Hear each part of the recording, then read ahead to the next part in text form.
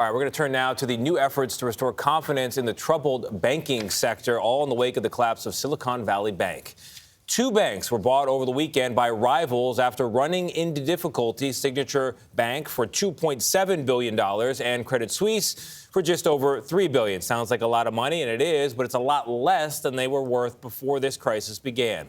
And we are also learning more about the risky moves by Silicon Valley Bank, which had been reportedly under federal review for years.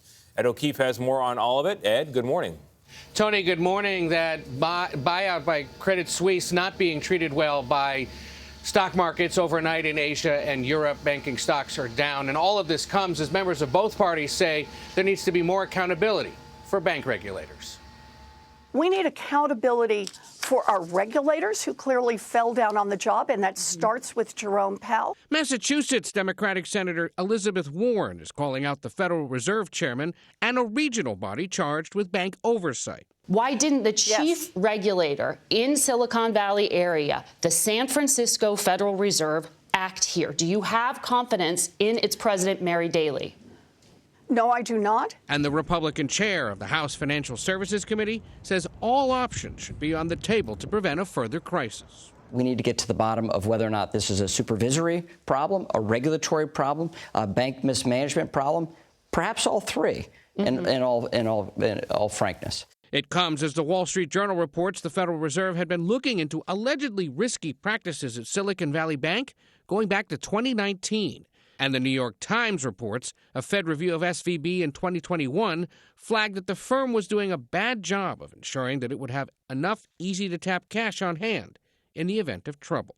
But the bank didn't address those issues as it ballooned in size. The swift and stabilizing solution was absolutely necessary. Over the weekend, there was yet another government-backed takeover of a bank, this time in Europe.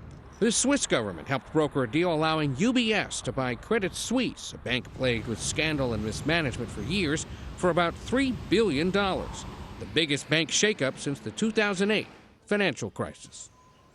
Meanwhile, President Biden's calling for new legislation that would hold top bank executives more accountable. Among other things, he wants federal bank regulators to be able to bar those executives from working in the banking industry if their bank is taken over by the federal government. The next big thing to watch this week is what the Federal Reserve decides to do about interest rates. There had been some hope, Vlad, that they would hold off, but experts believe they'll be raising them again. All eyes on the Fed. Ed, as always, we thank you.